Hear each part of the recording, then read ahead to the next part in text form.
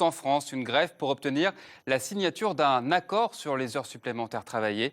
Au CHU d'Amiens, le mouvement commence à s'organiser depuis ce matin. Reportage de Sophie Crimon et Gérard Payen. Le préavis de grève est déposé depuis le 5 décembre, mais faire grève lorsqu'on est urgentiste, cela consiste à porter le mot d'ordre sur sa blouse. Pas question de ne pas travailler. Les médecins sont tous assignés par l'administration. Les revendications portent sur le temps de travail. Nous ne sommes pas payés entre la 39e et la 48e heure. On déclenche nos heures supplémentaires à partir de 48 heures. Et donc la revendication des urgentistes aujourd'hui, c'est d'être payés pour un travail qui est effectué entre 39 et 48 et que ce temps-là soit reconnu. Qui accepterait de travailler gratuitement au-delà de 39 heures et surtout dans des conditions d'engorgement aux urgences quotidiennes avec une pénibilité qui n'est pas reconnue, une moyenne de 10 heures par jour sur lesquelles s'ajoute une garde de nuit. La pénibilité, c'est l'autre revendication.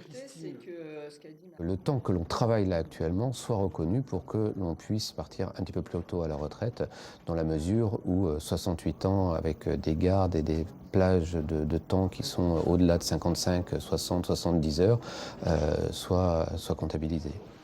Les urgentistes revendiquent un départ à la retraite à un âge décent. La jeune génération n'accepte pas que les médecins de cette spécialité ne soient pas écoutés depuis trop longtemps. Certes, c'est un choix et on a fait le choix de ce travail. On est conscient qu'on travaille de nuit, qu'on travaille de week-end, mais on aimerait que ce soit reconnu.